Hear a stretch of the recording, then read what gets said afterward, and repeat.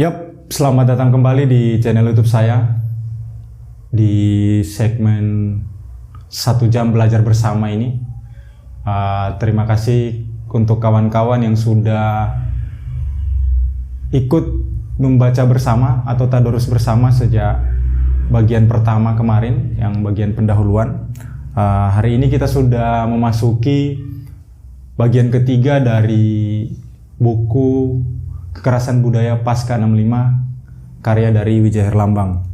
Nah, sebelum saya lanjut membaca, mungkin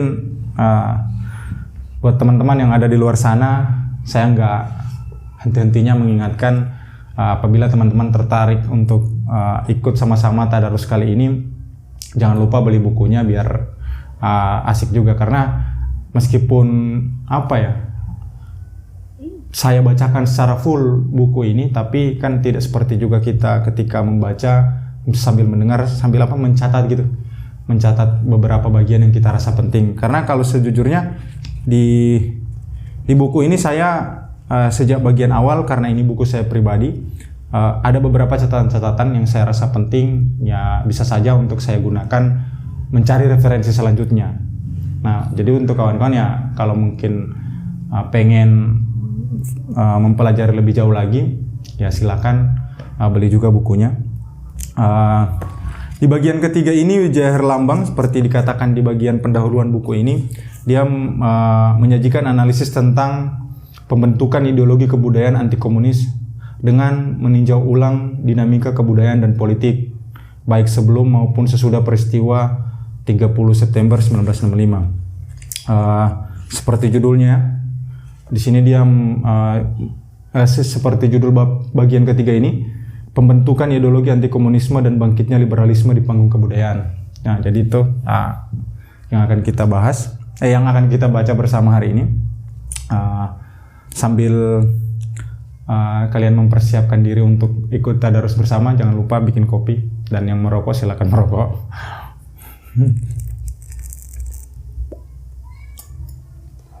Oke. Kali ini kita akan mulai dari halaman 58 sampai 100 berapa tadi? Aku udah cek sampai 101. Jadi semoga bisa cukup sejam, karena biasanya lebih. Nah, untuk menghemat waktu, mari sama-sama kita mulai. Bismillahirrahmanirrahim. Pembentukan ideologi anti komunisme dan bangkitnya liberalisme di panggung kebudayaan. Pembentukan ideologi anti komunis di arena kebudayaan adalah hasil dari proses panjang pertarungan politik dan ideologi dalam rangka mencari identitas kebudayaan nasional Indonesia. Proses pencarian identitas ini mengambil bentuk pertarungan politik pada aktivitas kebudayaan dalam konteks Perang Dingin. Pada masa puncak ketegangan Perang Dingin 1950-an dan 1960-an, kekuatan-kekuatan politik dan kebudayaan pro-barat dengan dukungan pemerintahan Amerika Serikat berupaya menciptakan medan pertempuran ideologis untuk menantang laju komunisme di Indonesia. Selain menyediakan bantuan militer dan ekonomi untuk Indonesia, pemerintah AS juga memperluas pengaruhnya dengan membantu aktivitas pendidikan dan kebudayaan melalui institusi-institusi filantropi dan kebudayaannya untuk membangun aliansi anti komunis di kalangan intelektual di Indonesia. Nah, kalau ini saya garis bawahi, karena di kemudian hari, dulu waktu pertama kali baca buku ini, saya kemudian mencari data dan fakta selanjutnya tentang bagaimana pemerintahan Amerika itu mendanai melalui dana mereka mengalir melalui aktivis-aktivis yang ada di Indonesia untuk memerangi atau melancarkan kampanye anti komunis di Indonesia. Nah, ini sebenarnya ada juga bukti-buktinya ini. Nah, kalau di sini saya kasih tanda garis bawah.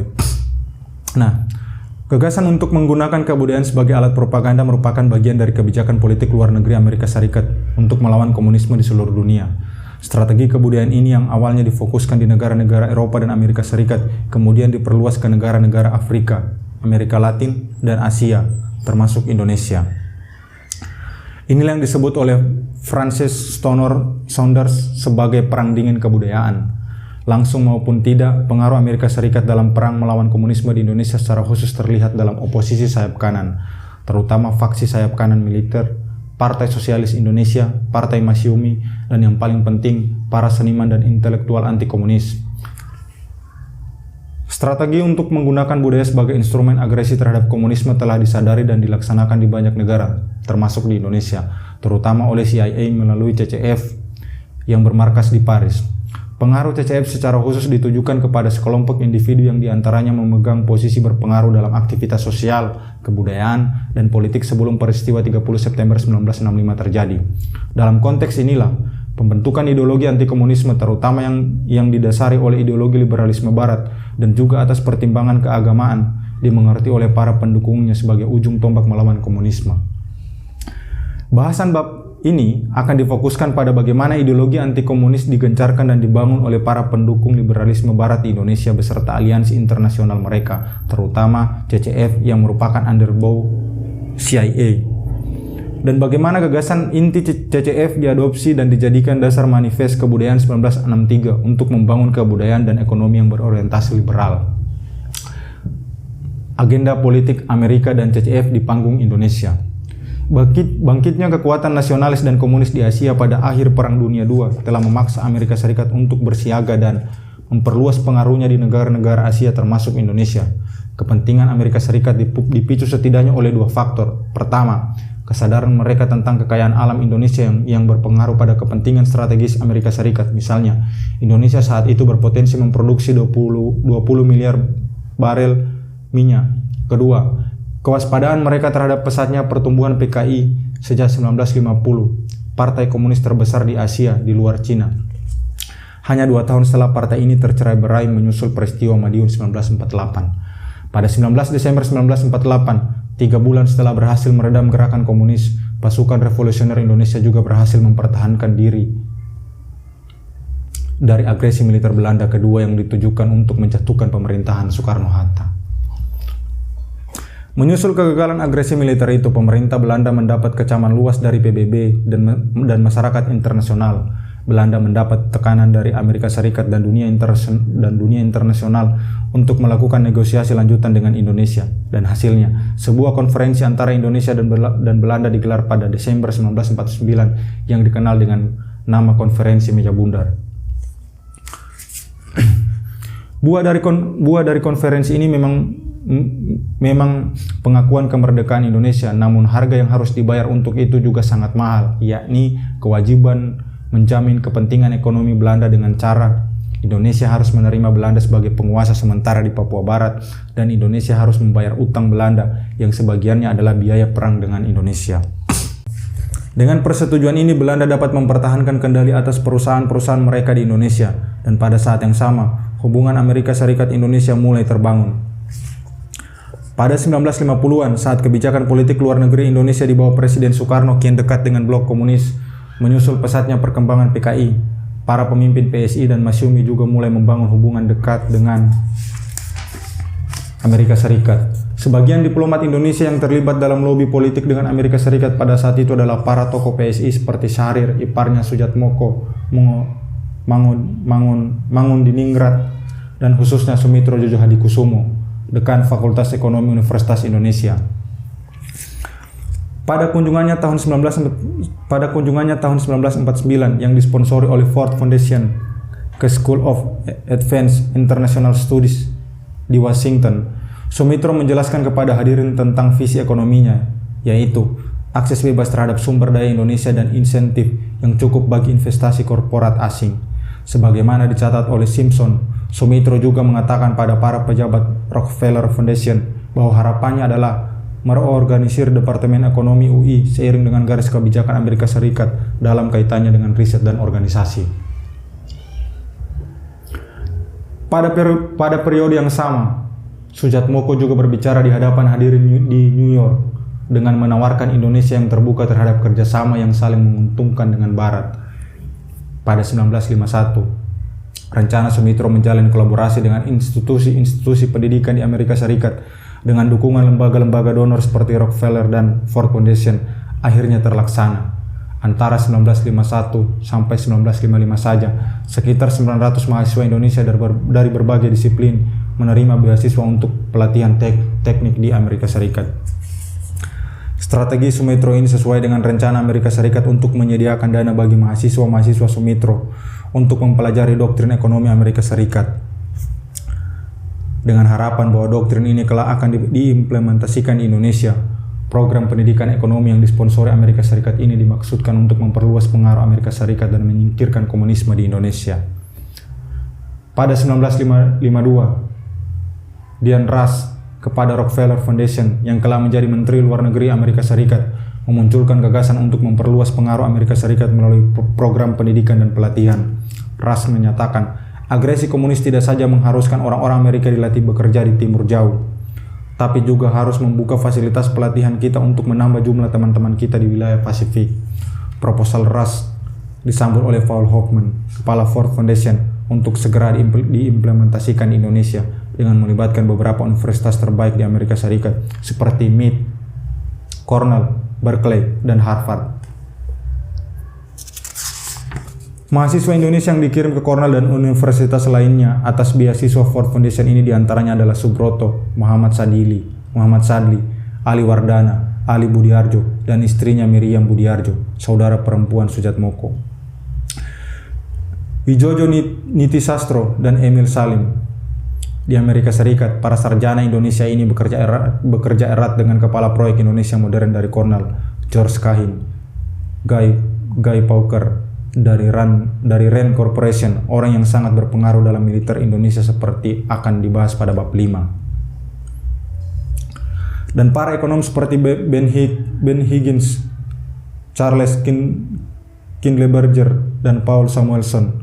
Kelak para sarjana Indonesia yang disponsori oleh Ford ini dikenal sebagai arsitek kebijakan ekonomi Orde Baru dan kerap diejek oleh sebagian orang dengan julukan mafia berkeley. Peranan para pemimpin PSI seperti Sarir, Sumitro, dan Sujatmoko sangat penting dalam membuka kesempatan bagi para penulis dan simpatisan PSI yang lain seperti Sultan Takdir, Ali Sabana, Mokhtar Lubis, Wiratmo Sukito, Rasihan Anwar, PK Ojong, dan lainnya untuk menjalin kontak dengan institusi-institusi dan tokoh-tokoh barat seperti dinyatakan Hill. Mereka telah menyediakan entry, pintu masuk, titik kontak personal dan intelektual untuk banyak sekali sarjana asing dan jurnalis yang semuanya menghasilkan analisis-analisis yang merefleksikan orientasi ini, barat. Sejalan dengan kebijakan Perang Dingin Amerika Serikat untuk membendung laju komunisme, beberapa aspek dari ideologi kebudayaan Amerika Serikat, khususnya ide tentang kebebasan intelektual dan kebebasan berekspresi, digencarkan di kalangan komunitas intelektual di seluruh dunia. Pada 1950-an, seiring dengan diplomasi kebudayaan besar-besaran melalui penerbitan dan penyebaran buku-buku para penulis Amerika di Eropa, pemerintah Amerika Serikat melalui agen informasi Amerika Serikat, Ford dan Rockefeller Foundation mendistribusikan ribuan karya fiksi dan non-fiksi seperti buku-buku ilmu sosial dan perbandingan politik ke perpustakaan dan universitas-universitas di Indonesia.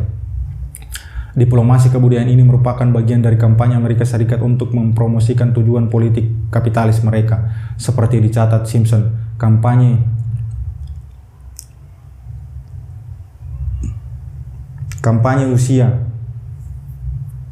usia menekankan faktor superioritas demokrasi dan kapitalisme liberal ala Amerika dan juga cita-cita Amerika Serikat atas modernisasi liberal dan anti komunisme bagi wilayah itu, dalam kurung Indonesia. Usia ini yang tadi ya, agen informasi Amerika Serikat.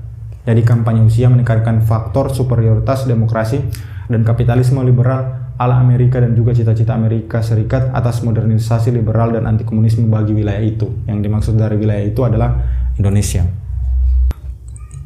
Salah satu organisasi yang sangat berpengaruh yang dibentuk oleh pemerintah Amerika Serikat untuk mempromosikan liberalisme sebagai ujung tombak upaya melawan komunisme di bidang kebudayaan adalah Congress for Cultural Freedom. CCF dibentuk di Berlin oleh CIA pada 1950 dan digerakkan oleh agen CIA Michael Joselson.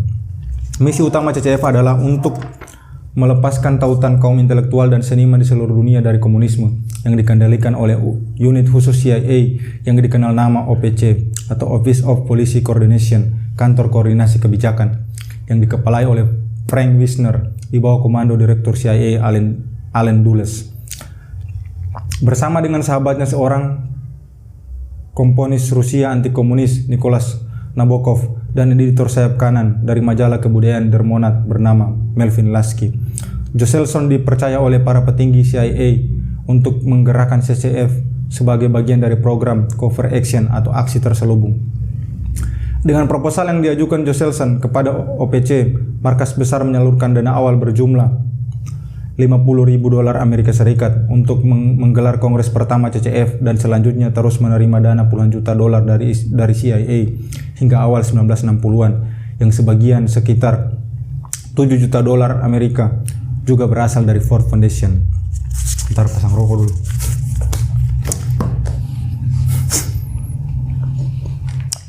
Panas juga di kamar ini.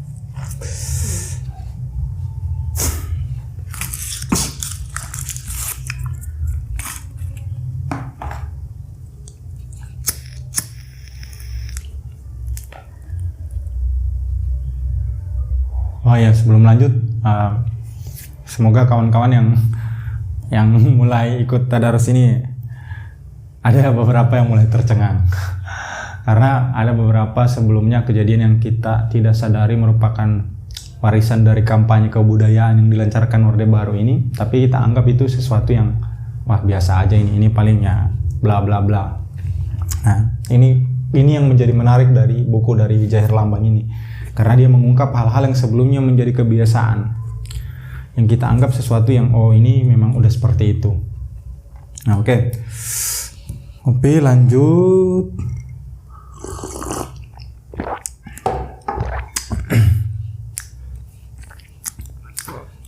Misi utama Kongres adalah untuk mendeklarasikan dan mengimplementasikan ide-ide demokratis. Sumber asal dari ide kebebasan berekspresi dan intelektual yang kemudian menjadi wacana utama dalam melawan komunisme. Pada upacara pembukaan Kongres tahun 1950 itu, para peserta Kongres seperti John Dewey, Isaiah Berlin, Albert Camus, Bertrand Russell, Sidney Hook, Arthur Koester, Stephen Spender, Richard Wright, dan nama besar lainnya melontarkan pernyataan. Untuk pertama kalinya sejak kebangkitan para diktator di masa ini, para penulis, seniman, dan ilmuwan pecinta kebebasan dari dunia yang bebas bertemu bersama dalam sebuah ungkapan atas pengabdian mereka terhadap ide-ide demokrasi. Hal ini adalah sebuah upaya awal dari para cendekiawan dunia madani, penyair dan ilmuwan, filsuf dan jurnalis, kaum sosialis dan konservatif, kaum agama dan pelaku perdagangan, pelukis dan penerbit untuk bergabung secara bebas, berdiskusi, mengkritik, merumuskan sebuah program mandiri untuk membela ide bersama tentang demokrasi. Josselson berperan sebagai operator utama dan berkuasa penuh untuk mengorganisir konferensi itu, di mana banyak intelektual kiri namun anti komunis terkenal bersatu dalam mendukung kebijakan luar negeri Amerika Serikat atas nama kebebasan berekspresi. Ini intelektual kiri namun anti komunis terkenal bersatu dalam mendukung kebijakan luar negeri Amerika Serikat. Garis bawah itu. Bakalan kalian temui di berbagai macam diskusi bahwa ada intelektual kiri yang lebih memilih bekerja dengan lawan dari rakyat, dari gerakan atau dari kayak di komunis di Indonesia itu, daripada orang-orang ini yang bertengger di meraih kekuasaan, mending kita kerjasama dengan lawan mereka. Ada itu banyak.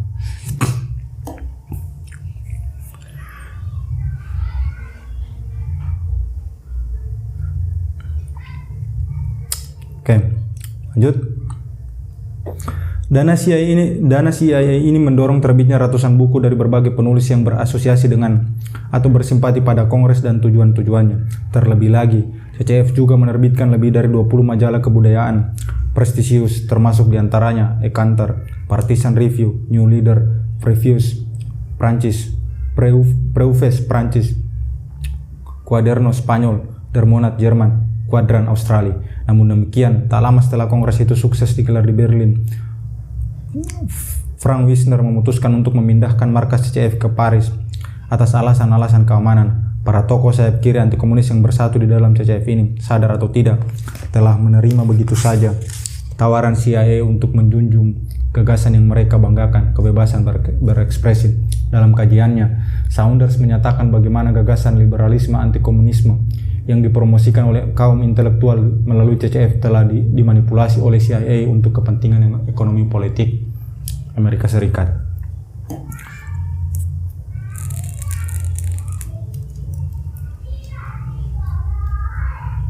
Di kalangan kaum intelektual, terutama di Amerika dan Eropa Barat, telah terdapat kesiapan yang matang untuk menerima kebenaran bahwa CIA hanya semata-mata berminat untuk memperbesar kemungkinan untuk menciptakan ekspresi kebudayaan yang bebas dan demokratis. Kami hanya membantu orang untuk mengatakan sesuatu yang seharusnya sudah mereka katakan sendiri. Demikian dalih cek kosong yang dipakai untuk membela diri. Jenis propaganda paling efektif diartikan sebagai sebuah cara di mana subjek bergerak ke tujuan yang kamu inginkan namun yang diyakini sebagai miliknya sendiri. Tidaklah berguna untuk mendebat definisi semacam ini. Nah, ini pernyataan dari siapa tadi? Saunders. Dengan demikian, melalui gagasan kebebasan berekspresi inilah, maka agenda CCF dimanfaatkan oleh CIA untuk memanipulasi kaum intelektual, tidak saja di Eropa dan Amerika Serikat, tapi juga di Asia termasuk Indonesia. Pendeknya, CCF berupaya menciptakan dasar filosofis bagi para intelektual untuk mempromosikan kapitalisme barat dan anti-komunisme, seperti yang dinyatakan oleh Direktur Program International Ford Foundation, Stefan Stone. CCF ditujukan sebagai upaya memerangi komunisme di kalangan kaum intelektual Eropa dan Asia. Dalam konteks Indonesia, CCF berperan sangat penting dalam menciptakan lahan subur bagi kaum intelektual untuk merengkuh idealisme Amerika tentang kebebasan intelektual dan artistik. Hal ini secara khusus terlihat dalam aktivitas kebudayaan seperti penerbitan dan pendistribusian buku-buku dan jurnal serta penyelenggaraan seminar-seminar dan konferensi. Pendistribusian buku-buku juga diikuti dengan penerjemahan karya-karya penulis dan filsuf barat yang secara ideologis dan politis menentang komunisme. Beberapa di antaranya misalnya karya George Orwell, Animal Farm, karya Milovan, Chilas The New Class, dan kumpulan esai anti-komunis The God dan kumpulan esai anti-komunis The God That Failed diterjemahkan ke dalam bahasa Indonesia oleh CCF. CCF luar biasa ya. Jadi mungkin ada situ pecinta George Orwell ini, Animal Farm.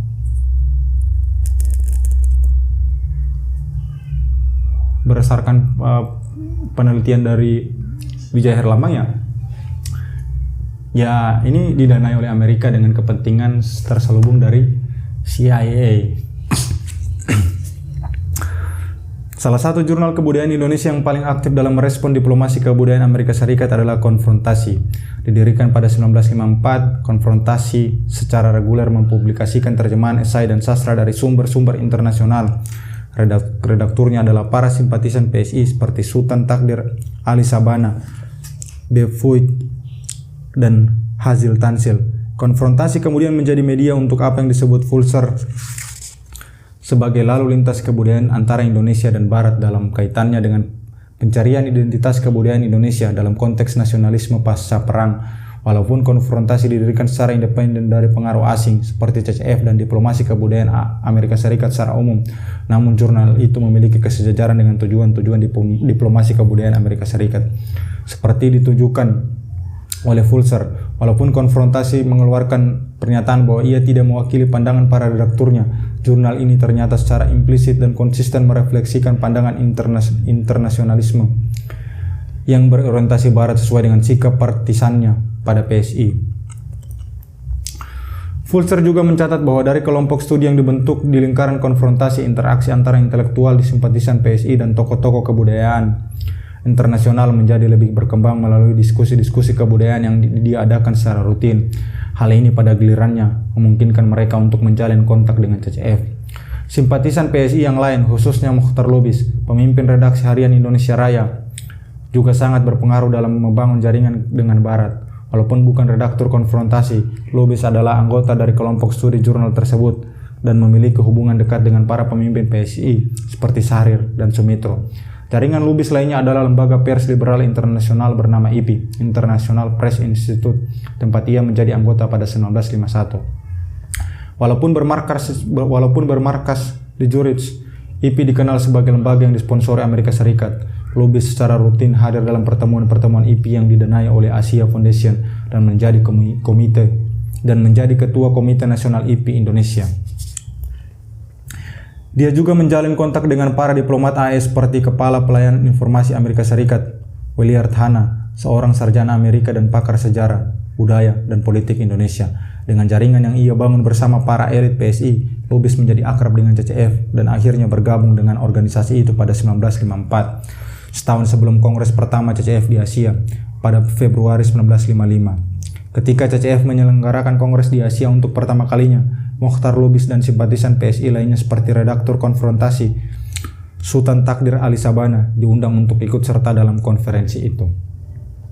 Sedangkan Sumitro Jojo Hadikusumo ditunjuk oleh CCF sebagai ketua kehormatan konferensi CCF di Asia. Walaupun tidak dapat hadir, Sumitro menyampaikan kawat pernyataan selamat atas suksesnya kongres tersebut. Beberapa tokoh CCF Eropa seperti Nicholas Nabokov, Bertrand Russell, Stephen Spender, M. Dennis de Roman, dan Carlos Smith juga mengirim pesan-pesan harapan agar konferensi 4 hari di Rangon itu sukses. Diskusi-diskusi dalam konferensi itu meliputi berbagai disiplin yang cukup luas seperti sejarah, ekonomi, sosiologi, agama, dan estetika, termasuk isu-isu hubungan antara nasionalisme dan komunisme dalam konteks Asia. Walaupun acara ini mengandung misi rahasia CCF untuk menjauhkan kaum intelektual dari paham komunisme, Herfeld berpendapat bahwa untungnya kegiatan itu tidak dicirikan oleh sikap antikomunisme yang terang-terangan. Namun, sebagai sasaran politik Kongres for Cultural Freedom seperti apa adanya, janganlah ia dibaca sebagai representasi pemikiran Asia.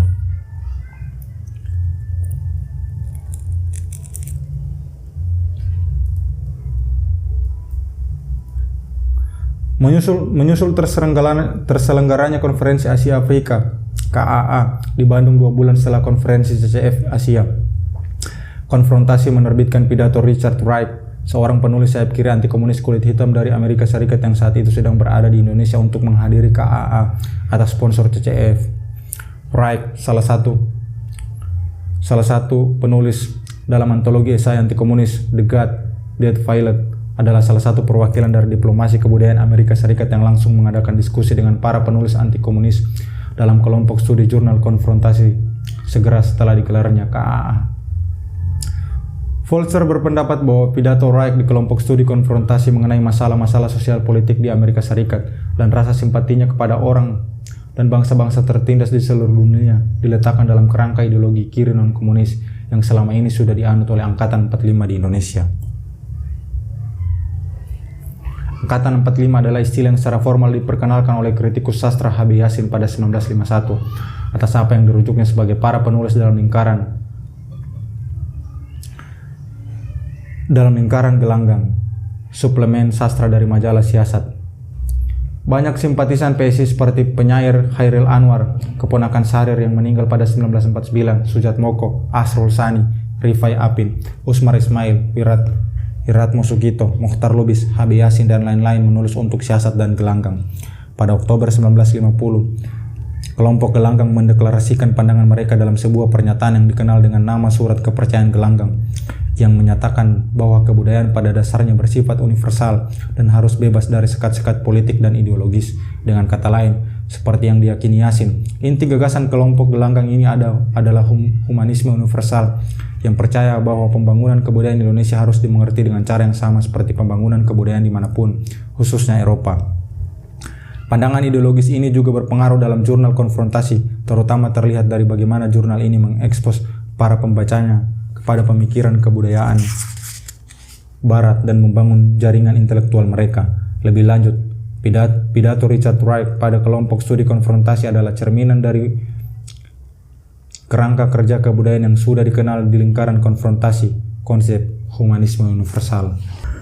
Salah satu hasil dari Kongres CCF Asia adalah gagasan untuk membentuk komite interim di Indonesia, di mana Mokhtar Lubis dan Sultan Takdir Ali Sabana menjadi anggotanya pada 1956. Walau komite interim ini terbentuk, namun tidak pernah ada upaya untuk mendirikan struktur formal CCF di Indonesia.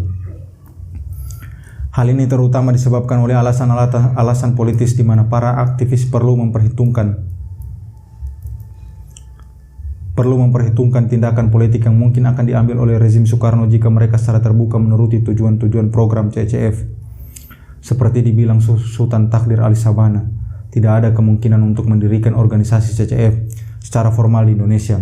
Lebih jauh lagi, cita-cita untuk mendirikan struktur formal untuk CCF di Indonesia menjadi semakin sulit dengan ditahannya Mokhtar Lubis pada akhir 1956. Lubis ditahan karena dukungannya melalui Indonesia Raya terhadap pemberontakan militer di Sumatera dan Sulawesi melawan pemerintahan Soekarno.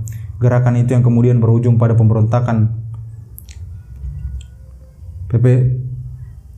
PPRI atau Permesta 1957-1958 dipimpin oleh para kolonel seperti Ahmad Hussein, Sumual, Barlian, Simbolon, dan sepupu Mokhtar Lubis, Zulkifli Lubis, di mana beberapa pemimpin Masyumi dan PSI seperti Safarudin Prawira Negara dan ekonom Sumitro Djoko terlibat langsung.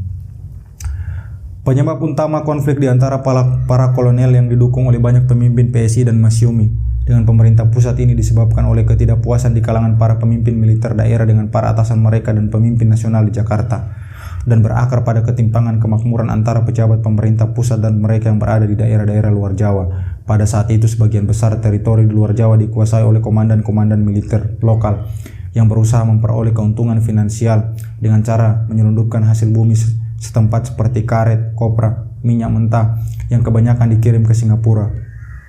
Seperti ditulis oleh Duppers, para komandan militer daerah menjustifikasi aktivitas pelanggaran hukum ini dengan argumen bahwa Jakarta tidak mengembalikan keuntungan yang adil dari kekayaan yang diambil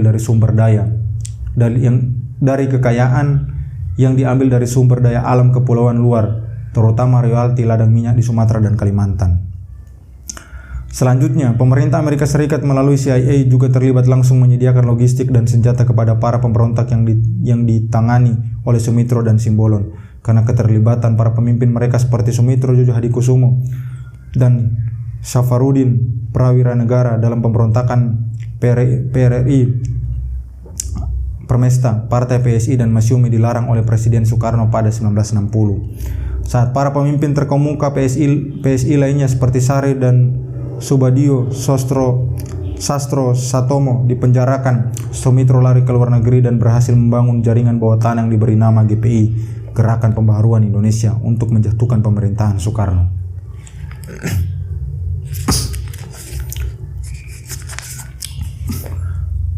Melalui apa yang disebut oleh Dakidae sebagai Mobile Headquarter MHQ, Sumitro membangun basis gerakan bawah tanahnya di Kuala Lumpur, Bangkok, Hong Kong, dan beberapa kota di Eropa seperti Zurich dan London. Berkedok sebagai kantor-kantor tempatnya bekerja sebagai konsultan bisnis, sebagaimana akan dibahas nanti.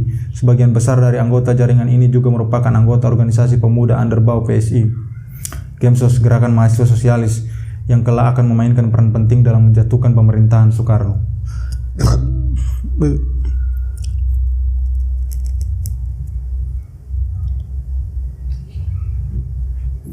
Dukungan terhadap pemberontakan ini juga diekspresikan oleh konfrontasi melalui artikel yang ditulis oleh redakturnya, Sultan Takdir Ali Sabana. Fulcher mencatat bahwa tulisan Takdir berjudul Perjuangan untuk Autonomi dan Kedudukan adat di dalamnya adalah sebuah pernyataan provokatif anti pemerintah. Alhasil, Takdir juga ditahan oleh pihak berwajib menyusul penahanan Mokhtar Lubis dan Sultan Takdir Ali Sabana. CCF bersama IP dan PEN mengirimkan surat protes kepada pemerintah Indonesia. Walaupun hanya sejumlah kecil simpatisan PSI yang secara serius tertarik pada CCF, publikasi dan aktivitas lembaga itu memberi kontribusi penting terhadap terbangunnya pandangan ideologis yang berorientasi pada Barat. Bagi Mokhtar Lubis khususnya, CCF adalah sebuah forum yang dapat dipercaya untuk membela kebebasan berekspresi dan intelektual seperti yang dinyatakan kepada David Hill, di mana intelektual di seluruh dunia dapat bertemu dan bertukar pandangan, saling kenal, dan mendiskusikan masalah-masalah tentang kemanusiaan dan memperhatikan permasalahan-permasalahan yang dihadapi oleh kaum intelektual di seluruh dunia.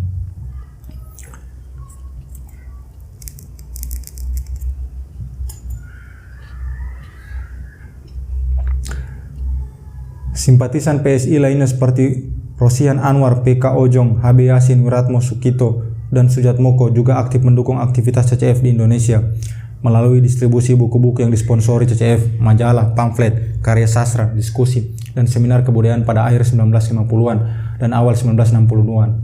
Perkembangan gagasan liberalisme mencapai kemajuan substansial di kalangan intelektual anti-komunis di Indonesia. Kiprah Mokhtar Lubis di CCF pada gilirannya mendekatkan dirinya pada perwakilan CCF untuk program Asia. Ivan Katz, orang yang berperan sebagai salah satu penghubung penting antara intelektual Indonesia anti-komunis dan organisasi filantropi raksasa seperti Rockefeller dan Ford Foundation serta yang lainnya. Katz adalah seorang pemain penting di belakang distribusi buku-buku yang direkomendasikan oleh CCF kepada komunitas intelektual di Indonesia.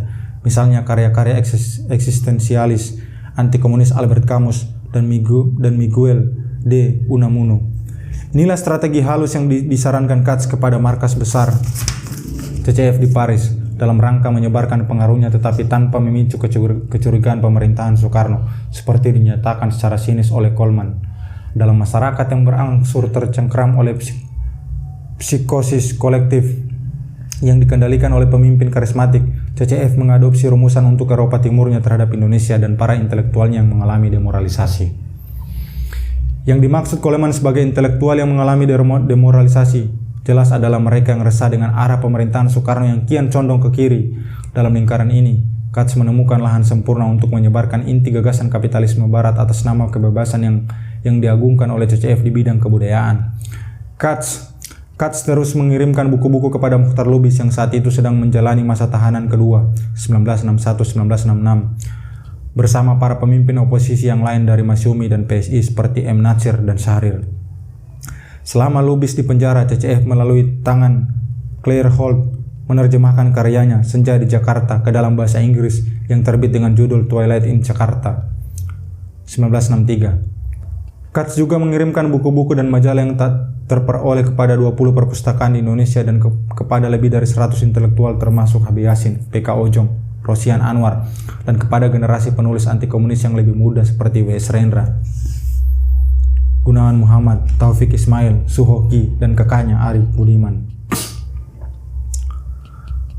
Pada periode inilah awal 1960-an, Katz membangun hubungan erat dengan simpatisan PSI dari generasi yang lebih muda ini, khususnya Gunawan Muhammad, yang kelak menjadi salah seorang tokoh paling berpengaruh dalam mengkokohkan liberalisme barat dalam kebudayaan kontemporer di Indonesia.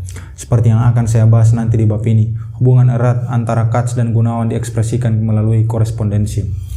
Salah satu alasan utama pendistribusian buku-buku yang menurut Katz berkualitas baik ini adalah karena Indonesia telah menjadi comberan kebudayaan yang tersisihkan dari perdebatan intelektual secara umum dari negara-negara yang lebih kaya, akibat minimnya jumlah penerbit yang berfungsi dan juga penurunan jumlah publikasi buku-buku baru. Dengan demikian, dukungan Katz di bidang ini turut menguatkan ideologi liberal di kalangan generasi muda simpatisan PSI yang kelak memainkan peran penting dalam demonstrasi anti-Soekarno dan anti-komunis tahun 1966.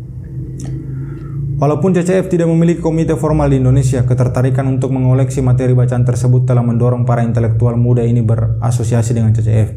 Mereka juga membantu mendistribusikan materi-materi bacaan ini ke kalangan yang lebih luas. Gunawan Muhammad mengakui bahwa pada masa itu mereka sangat antusias untuk mencari, mengumpulkan, dan membaca buku-buku CCF dan juga menjualnya ke kalangan yang lebih luas. Liberalisme sebagai senjata kebudayaan, pertempuran ideologis. Satu organisasi yang secara intensif melakukan penetrasi ke dalam lingkaran intelektual sejalan dengan tujuan CCF untuk membangun jaringan anti-komunis adalah Gemsos. Tidak seperti GPI, jaringan bawah tanah yang dibangun Sumitro pada 1961 saat berada dalam pelarian. Gemsos adalah organisasi pemuda resmi milik PSI di mana lingkaran kecil intelektual muda anti-Soekarno berinteraksi.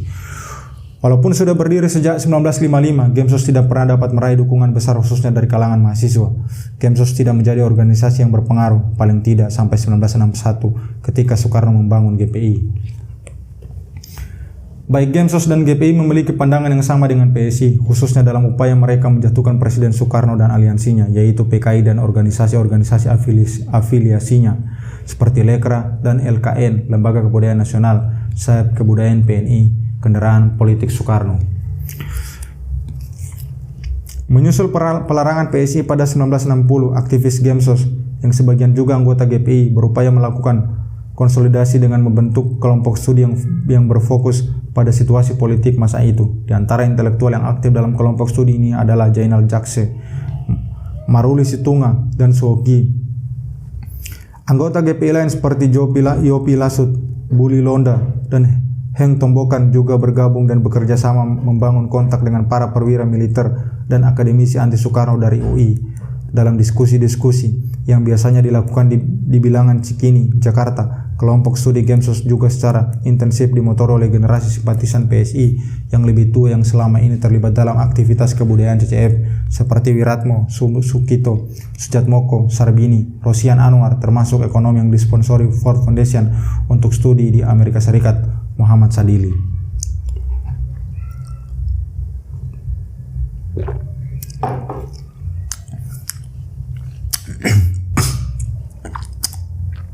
Pada saat yang sama, Wiratmo Sukito dan intelektual seniman seperti Habib Yasin, Arif Budiman, Gunawan Muhammad, Taufik Ismail, serta para penulis anti komunis lainnya telah membentuk kelompok mereka sendiri untuk mengeksplorasi ide-ide kebudayaan mereka dalam rangka melawan praktik-praktik kebudayaan kiri.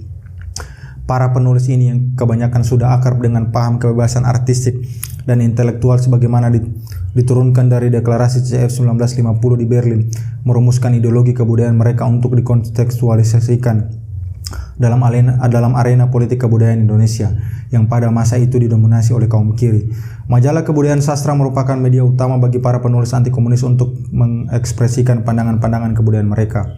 Dalam periode ini, seniman kiri yang tergabung di dalam sayap kebudayaan PKI, Lekra, juga memperkuat upaya mereka untuk mempromosikan gagasan komitmen politik dalam seni dan sastra, sejalan dengan kampanye revolusioner Soekarno.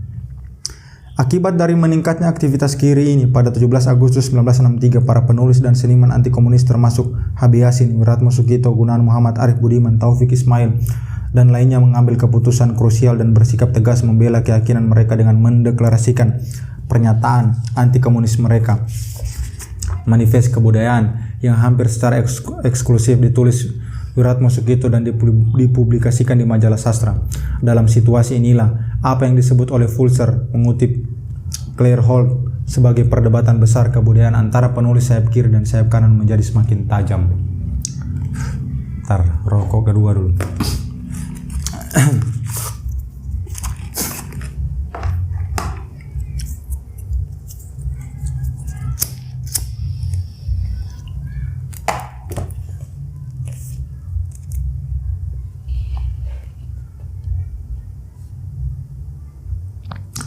Harus dicatat di sini bahwa pada masa Wiratmo Sukito dan rekan-rekannya memformulasikan ideologi kebudayaan mereka, kolaborasi dengan militer juga dibangun melalui kerjasama dengan kolega mereka di Gemsos.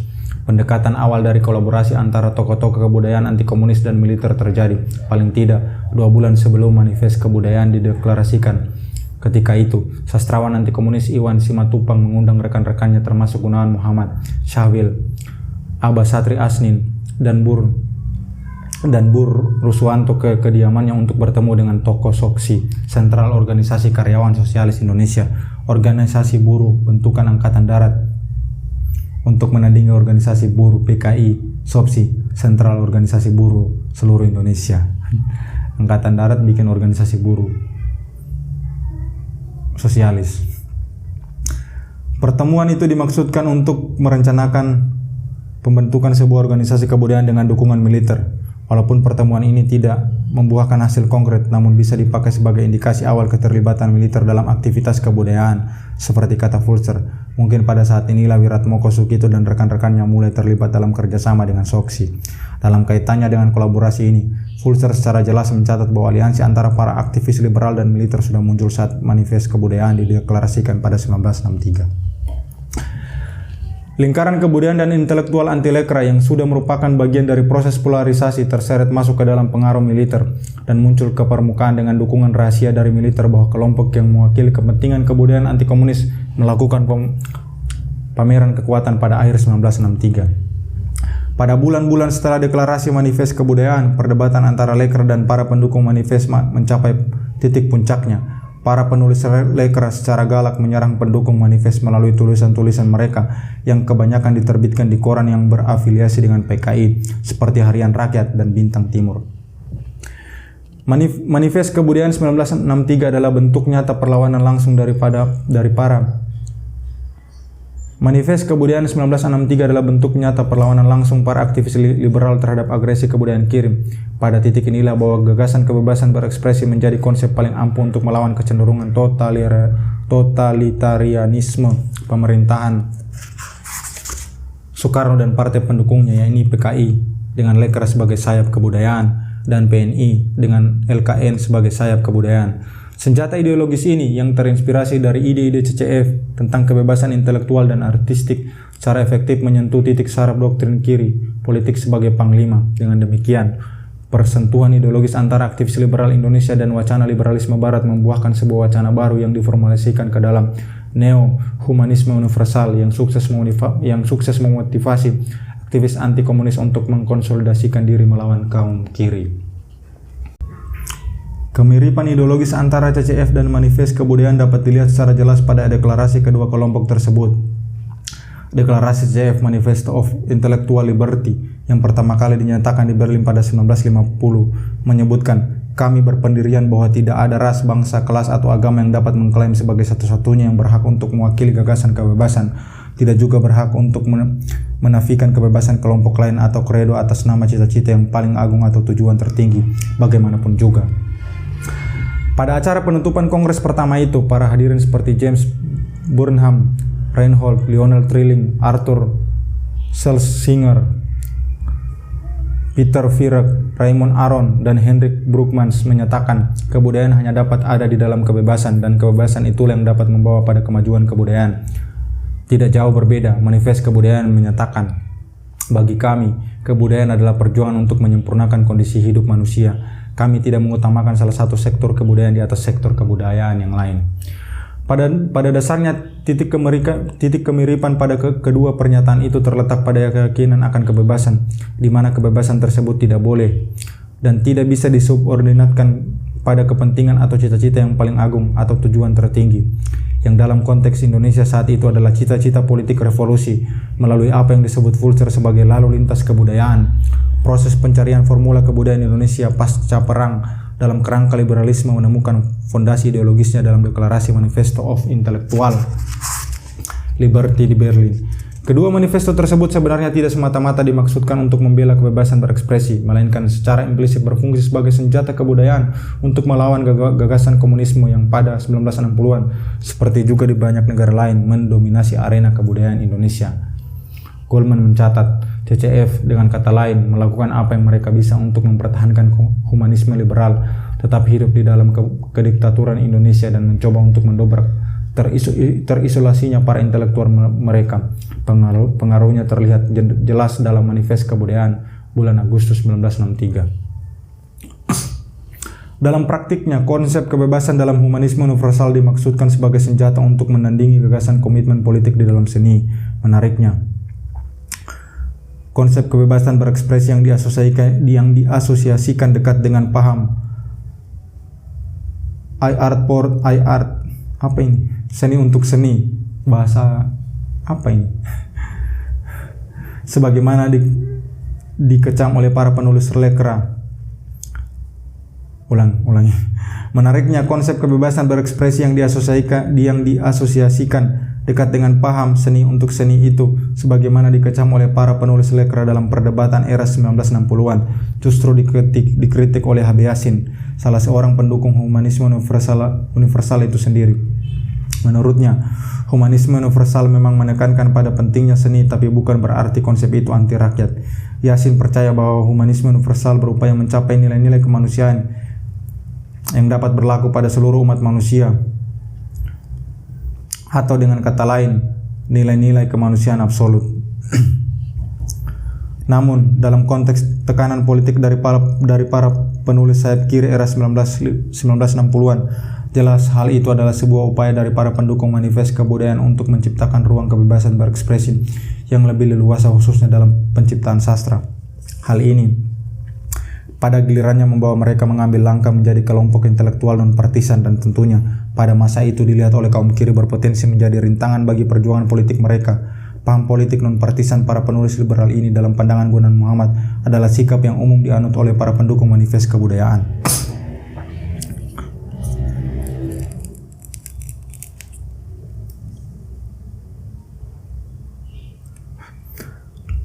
Kebanyakan dari mereka yang menganggap bahwa keanggotaan atau dedikasi untuk partai tidak terlalu berarti bagi kehidupan dan aktivitas kesenian mereka. Dengan demikian, konsep humanisme universal juga merupakan justifikasi ideologis atas sikap politik non-aliansi di antara para pendukung manifest kebudayaan.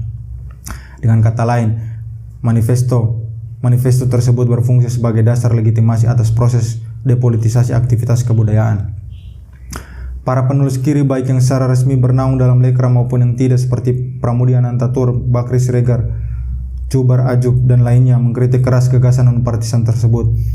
Menurut mereka, konsep humanisme universal tidak dapat dianut oleh rakyat Indonesia yang sedang berada di tengah perjuangan untuk membebaskan diri dari ancaman neokolonialisme dan imperialisme Barat. Bagi mereka, humanisme harus diimplementasikan dengan cara berpihak kepada rakyat, petani, pekerja, dan buruh. Konsekuensinya aktivitas kebudayaan, khususnya kesusastraan, harus diabdikan untuk semangat kolektivisme dan menolak individualisme yang dianggap sebagai kemewahan yang belum pantas dipertimbangkan. Dengan demikian, konsep yang paling sesuai adalah bahwa seniman, aktivis, dan institusi kebudayaan seharusnya berpihak kepada rakyat atau berafiliasi dengan salah satu partai politik, karena tugas partai politik adalah untuk membela kesatuan kolektif dan juga memerangi neokolonialisme dan imperialisme Barat. Bagi kelompok-kelompok pendukung Soekarno, gagasan non-partisan adalah rintangan dalam situasi politik yang sangat tegang di mana tujuan nasional dikendalikan dalam sistem demokrasi terpimpin. Dalam konteks politik ini, PKI percaya bahwa bahaya terbesar sikap non-partisan datang dari upaya militer yang sudah tidak percaya pada partai politik sejak Revolusi 1945. Ini artinya, musuh PKI yang sebenarnya adalah angkatan bersenjata yang merupakan organisasi terkuat di dalam struktur politik Indonesia. Pada pidato 18 September 1962, Ketua PKI DN Aidit mengatakan bahwa fobia partai adalah sebuah kejahatan. Dalam pidato ini, Aidit tampaknya menunjuk kepada Angkatan Darat sebagai sebuah kekuatan politik anti partai yang dapat menjadi ancaman serius bagi tujuan-tujuan nasional.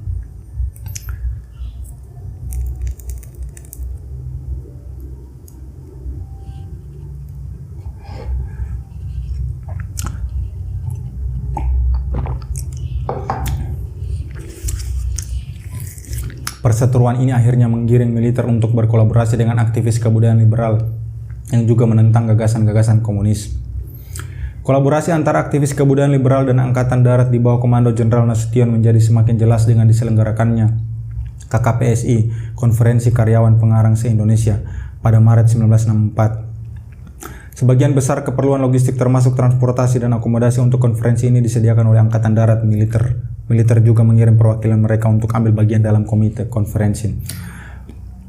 Kepala kantor berita antara Kolonel Nur Nasution jangan dirancukan dengan Panglima ABRI Jenderal Nasution duduk sebagai anggota Dewan Penasihat bersama para perwira militer lainnya.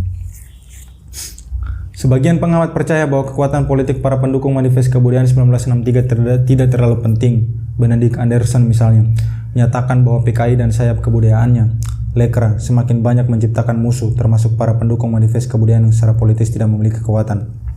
Menurut Anderson, hal ini disebabkan musuh PKI yang sebenarnya adalah kaum konglomerat dan militer.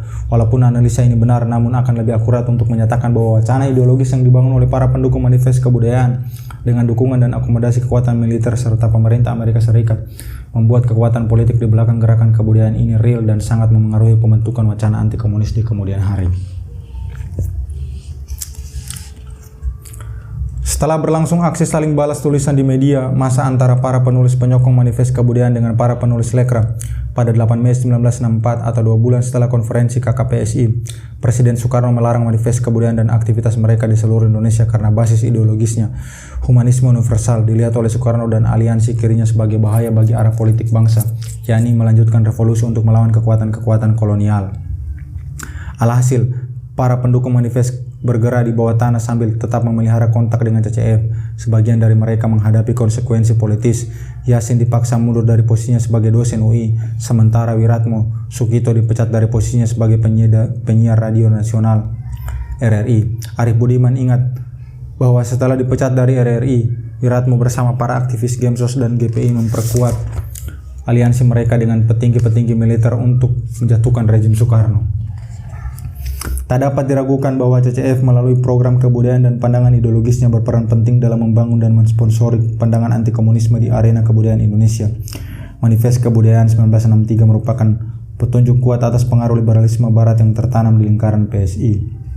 terutama generasi yang lebih muda seperti Gunawan Muhammad, Arif Budiman, Taufik Ismail, dan lainnya.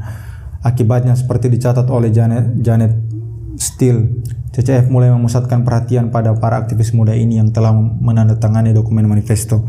Melalui perwakilan CCF Asia, Ivan Katz, CCF menawarkan program beasiswa ke para intelektual muda ini, yaitu Gunawan Muhammad dan Arif Budiman, untuk belajar di Eropa. Menariknya, program ini secara kebetulan dilaksanakan di tengah-tengah kemelut politik yang memuncak tidak lama setelah manifest kebudayaan dilarang pada 1964. Penerima beasiswa yang pertama adalah Arif Budiman yang dikirim ke Paris sebelum belajar di College of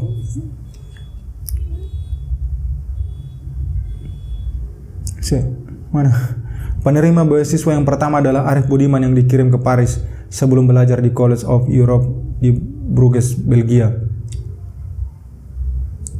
Dalam wawancaranya dengan Janet Steele, Arif Budiman menyatakan bahwa program beasiswa ini adalah bagian dari upaya CCF untuk mengasosiasikan intelektual muda dengan organisasi anti komunis itu. Hanya beberapa hari setelah peristiwa 30 September 1965 meletus, CCF melaksanakan putaran kedua program beasiswanya. Kali ini Gunawan Muhammad yang dikirim ke College of Europe. College of Europe pada saat pasukan Soeharto mulai membantai ratusan ribu orang yang dituduh komunis. Memang seperti yang aku katakan di bagian 2 kemarin, aku agak susah memang kalau speaking dari dulu. Reading dan listening ya masih lumayan, ada boleh lah. Tapi kalau speaking dari dulu lidahku tidak terbiasa, dan sementara belajar untuk memperbiasakan diri. Oke, lanjut. Dalam sebuah wawancara video, Gunawan mengingat bahwa alasan dirinya pergi belajar ke College of Europe adalah karena kasus mengungsi dari situasi politik di Indonesia di tahun 1965. Di sisi lain, Arif Budiman mengatakan hal yang bertentangan dengan pernyataan Gunawan, bahwa kepergian Gunawan ke Eropa hanya beberapa hari setelah peristiwa 30 September 1965 adalah murni kebetulan, tidak ada konspirasi, sejarah penuh kebetulan.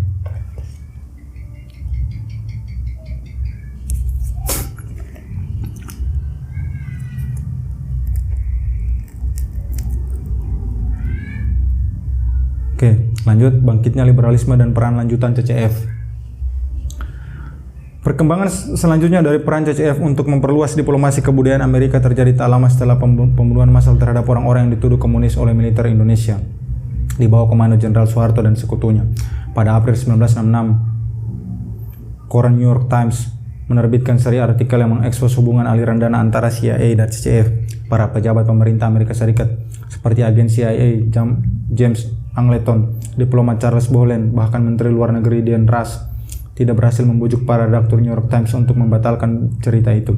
Laporan itu sangat merusak reputasi CCF dan struktur organisasinya. Reaksi terhadap laporan New York Times bermunculan dari seluruh dunia. Di Timur Tengah seperti Beirut dan Kairo, para redaktur majalah yang disponsori CCF misalnya Hiwar diinterogasi polisi dan tuntutan digaungkan agar pusat-pusat CCF di wilayah itu dibubarkan. Di India, parlemen mempertanyakan peranan CCF. Sementara di Filipina, para redaktur majalah yang disponsori CCF, Solidarity, dituduh sebagai agen CIA.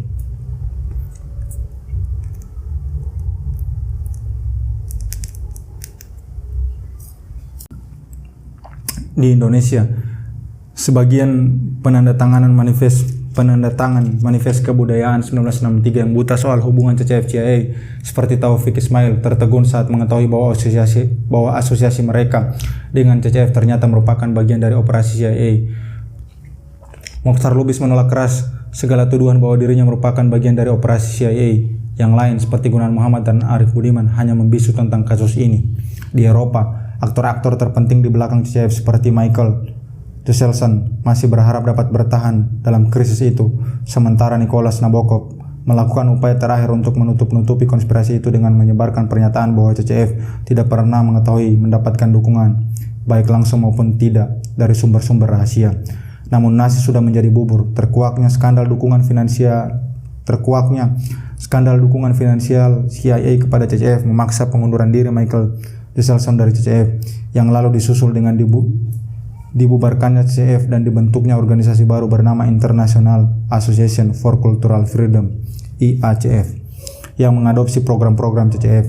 Dusselson ditunjuk sebagai penasihat organisasi baru ini, sementara Ford Foundation berganti peran menjadi sumber dana tunggal IACF.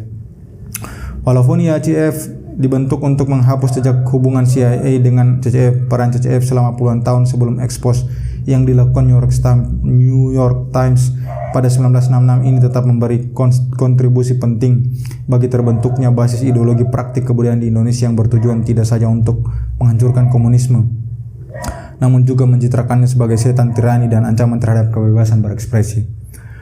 Pada 1966, ketika militer di bawah Jenderal Soeharto mulai mengendalikan politik di Indonesia, para tokoh mahasiswa juga mempererat kolaborasi mereka dengan militer serta meminta agar para tahanan politik anti komunis termasuk Mochtar Lubis yang akan segera dibebaskan mendukung perjuangan mereka untuk menjatuhkan Soekarno dari kursi kepresidenan. Pada periode ini Mochtar Lubis sering dikunjungi oleh para tokoh mahasiswa terutama kakak beradik Sohoki dan Arif Budiman. Sementara itu Ivan Katz yang sudah mengundurkan diri dari posisinya sebagai perwakilan CCF untuk Asia tak lama sebelum laporan New York Times terbit mulai membangun ulang hubungannya dengan Mochtar Lubis dengan cara mengunjungi keluarga Lubis di rumahnya.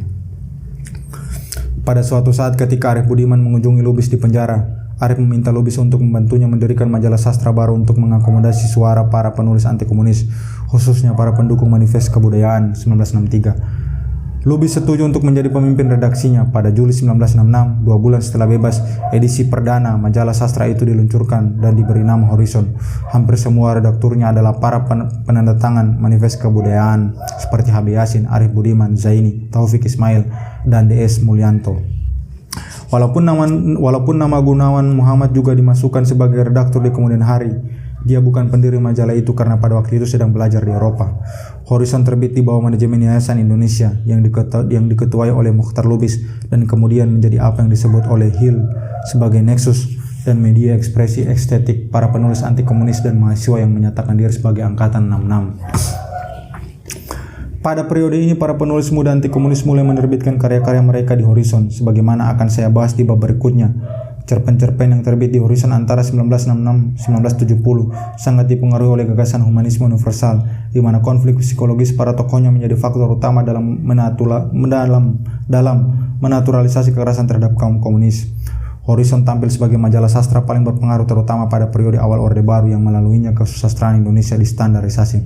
Namun demikian, sirkulasinya terbilang kecil, hanya dengan 10.000 sebagai dana awal yang diterima dari kenalan Lubis bernama Sukada dan potongan harga cetak yang diberikan oleh teman Lubis yang lain, Ahasab. Horizon terus mengalami kesulitan keuangan pada tahun-tahun awalnya. Majalah itu sangat membutuhkan bantuan di tengah krisis keuangan pada 1970. Pada saat itulah IACF datang memberikan bantuan dengan jumlah total seperti dicatat oleh Hill sekitar $10.000 Amerika Serikat per tahun dari tahun 1970 sampai 1977. IACF juga berusaha melanjutkan program CCF dalam mensponsori penerjemahan dan distribusi buku-buku asing yang sejalan dengan garis mereka. Seperti disebut sebelumnya, ketika kaitan CIA dan CCF terkuak, Ivan Katz sudah meninggalkan organisasi itu dan mulai membangun institusi lain dengan Mochtar Lubis. Ketika Mochtar Lubis dibebaskan pada 1966, Katz memintanya untuk melanjutkan kesuksesan proyek CCF atau IACF dalam mendistribusikan buku-buku. Ia juga sudah mengadakan diskusi dengan simpatisan PSI lainnya seperti Sujatmoko dan PK Ojong mengenai penerjemahan buku-buku asing yang dirasa penting ke dalam bahasa Indonesia. Proyek ini akhirnya terrealisasi pada 1970 dengan berdirinya penerbit baru bernama Yayasan Obor Indonesia. Obor kemudian menjadi jaringan yang markas utamanya berada di New York, yaitu Obor Incorporate dan terdaftar sebagai yayasan publik. Selain di Indonesia, Obor memiliki cabang di Pakistan dan Thailand. Mochtar Lubis ditunjuk sebagai Direktur Obor Indonesia sementara Ivan Katz sendiri menjadi Direktur Obor di New York. Ejaz Naik mengepalai cabang Pakistan bernama Masal, yang juga berarti obor dalam bahasa Urdu, dan Sane Chamarik memimpin cabang Thailand bernama Kofbai. Selain Lubis dan Katz, pimpinan dan Dewan Kehormatan Internasional Obor lainnya termasuk Egbert de Vries, Rektor Emeritus Institut Studi Sosial di Den Haag, Ketua Dewan, William Bradley, Wakil Direktur, dan Pangeran Bernhard dari Belanda sebagai patron Obor. Obor mendapatkan dana dukungan dari organisasi filantropi raksasa seperti Rockefeller Foundation, Ford Foundation, USAID, Asia Foundation, dan beberapa lembaga internasional lain seperti Canadian International Development Agency atau SIDA, Kementerian Bantuan Belanda, dan tentu saja IACF. Seraya bekerja dengan lubis di bawah Yayasan Obor, Katz juga mempererat hubungannya dengan Gunawan Muhammad bersama para penulis lain seperti Arif Budiman, Umar Khayyam, MT Zain, Fuad Hasan, dan Taufik Ismail. Gunawan diajak bergabung dalam aktivitas Obor seperti menerjemahkan dan menerbitkan karya-karya asing dari berbagai bidang ilmu sosial. Janet Steele berpendapat bahwa seperti Horizon, Obor sangat berpengaruh dalam membentuk ideologi anti komunis dalam aktivitas intelektual dan kebudayaan di Indonesia. Baik Obor maupun Horizon menandai bangkitnya humanisme universal sebagai inti dari ideologi pembangunan kebudayaan Indonesia. Sementara itu, praktik kebudayaan kiri secara telak terhapus seiring dengan penghancuran komunisme oleh militer dan sekutu mereka. Selanjutnya, sebuah korespondensi budaya berterima kasih kepada Barat. Bentar.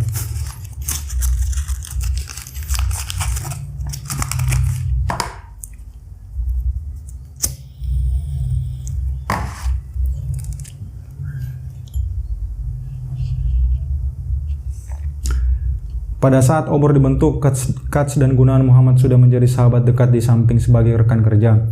Hubungan mereka berdua baik secara personal maupun profesional dapat dilihat dalam surat-surat Katz kepada Gunawan yang ditulis antara 1968 sampai 1973. Periode korespondensi itu adalah masa-masa ketika Orde Baru kian memapankan kekuasaannya dan Gunawan Muhammad mulai meniti karir yang sukses sebagai jurnalis. Sebagian surat Ivan Katz menunjukkan bahwa dirinya dan Gunawan Muhammad masih terlibat dalam berbagai proyek kebudayaan setelah penghancuran komunisme. Sebagai contoh, Katz meminta Gunawan menulis esai untuk proyek penerbitan yang akan datang, di mana Gunawan akan menerima uang $50 Amerika 30 Agustus 1968 dan 2 Desember 1968.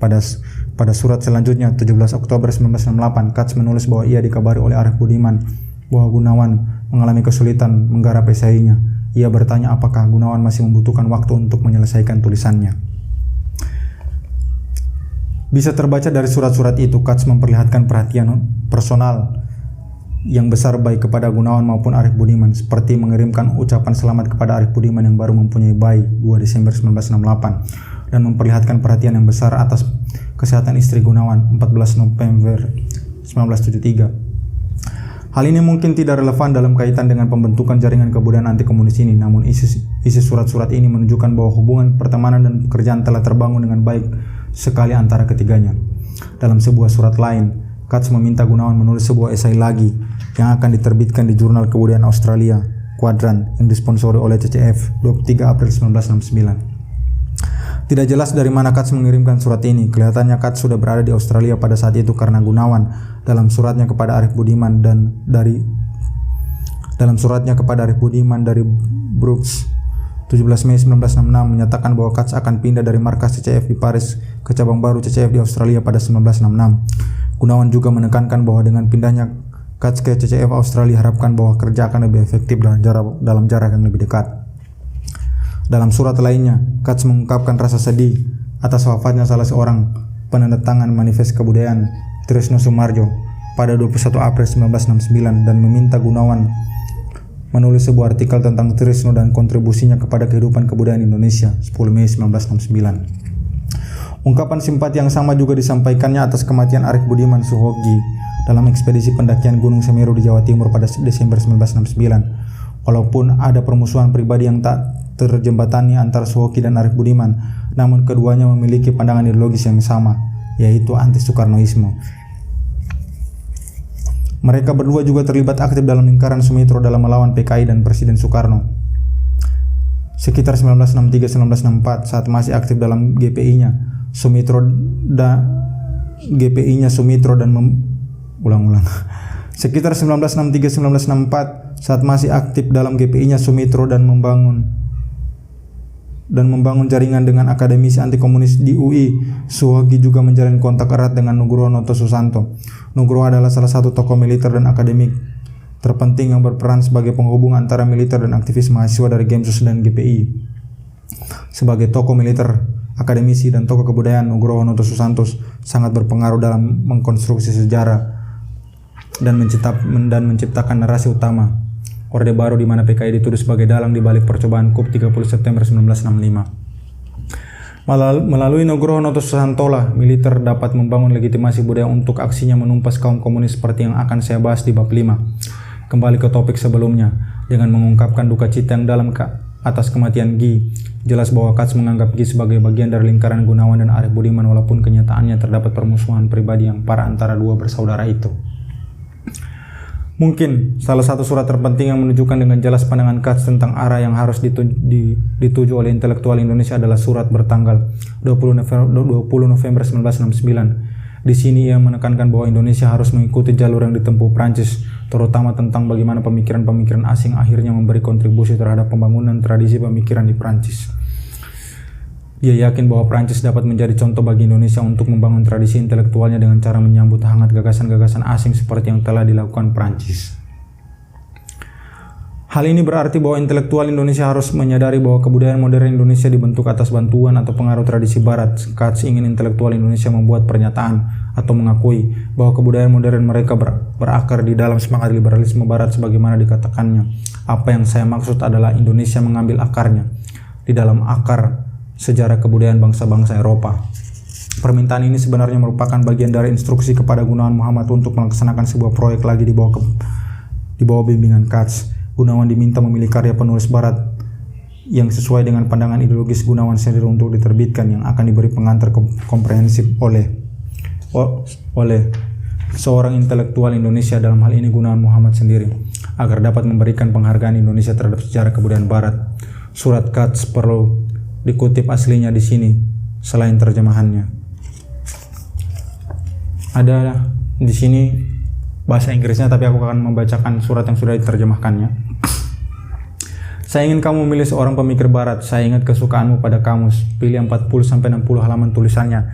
Terjemahkan atau kita minta orang lain menerjemahkan sesudah kamu memilih teksnya. Tulis pengantar yang dalam dan tajam yang bisa menunjukkan kenapa kamu, Gun, merasa bahwa penulis ini memiliki pandangan yang penting bagi orang Indonesia atau generasimu. Pilih sebuah teks dan bertarunglah dengan si penulis. Bagai diamond Indonesia menghadapi kekuatan cahaya, atau sebaliknya. Saya akan membayarmu $50.000 di awal kerja dan $50 di awal kerja dan $50 lagi pada saat pengiriman ditambah dengan ongkos penerjemahan. Sementara itu saya akan mencari dana dan akan mendapatkannya bagaimanapun. Hak-hakmu di atas saya jamin secara pribadi. Pada 1988, Yayasan Obor menerbitkan terjemahan tulisan-tulisan Albert Camus yang dikumpulkan menjadi sebuah bunga rampai berjudul Krisis Kebebasan dengan pengantar Gunawan Muhammad. Pada pengantarnya, Gunawan memang memperlihatkan pengetahuannya yang luas tentang Camus dan tradisi pemikiran Prancis, dan juga mengulas relevansi gagasan-gagasan Camus terhadap komunitas intelektual Indonesia. Gunawan secara jelas mengagungkan Camus, terutama ketika Camus mengecam Jean-Paul Sartre yang mendukung komunisme. Gunawan berpendapat bahwa nilai-nilai moral Camus yang berciri eksistensialisme pesimistik atau skeptis terhadap revolusi ala Marxis lebih sesuai bagi pembangunan kebudayaan Indonesia modern. Di Indonesia, suara moral yang ditawarkan Camus terlebih memikat karena pada dasarnya yang dibawakannya adalah sebuah afirmasi baru pada eksistensi kita. Di tengah kekacauan dan kehancuran arah dan arti dalam segi tertentu, Camus kembali meneguhkan nilai-nilai yang secara luas dan tradisional diterima. Suatu hal yang enak ditelan bagi sastrawan dan intelektual di sebuah negeri seperti Indonesia. Dengan bukti-bukti ini bisa kita lihat bahwa proses konsolidasi atau persisnya infiltrasi subversif CCF ke wilayah intelektual dan kebudayaan melalui mitranya di Indonesia bukan sekadar isapan jempol belaka. Dengan menekankan ide-ide kebebasan, CCF dan para pendukungnya telah sukses menciptakan lahan ideologis untuk memandang komunisme sebagai musuh dari kebebasan. Ketika ratusan ribu manusia yang dituduh komunis disembelih oleh militer dan sekutunya, cita-cita kapitalisme demokratis Barat mulai terbangun kokoh dengan dikawal ketat oleh rezim militer Soeharto dan disahkan oleh agen-agen kebudayaannya. Dalam konteks inilah, akhirnya komunisme dikubur dan kekerasan yang dialami para pengikutnya dilegitimasi melalui berbagai produk kebudayaan, seperti yang akan saya uraikan pada bab-bab berikut. Oke, bagian 3 sudah selesai. Nanti selanjutnya di video selanjutnya kita akan mulai membaca tadarus tentang normalisasi kekerasan 1965-1966 melalui karya sastra. Ini halaman 102. Itu tadi pembacaan, semoga bermanfaat buat teman-teman yang ada di luar sana. Apabila tertarik atau merasa ada manfaatnya, silakan bagikan ke orang lain supaya mereka juga bisa ikut belajar bersama-sama dengan kita.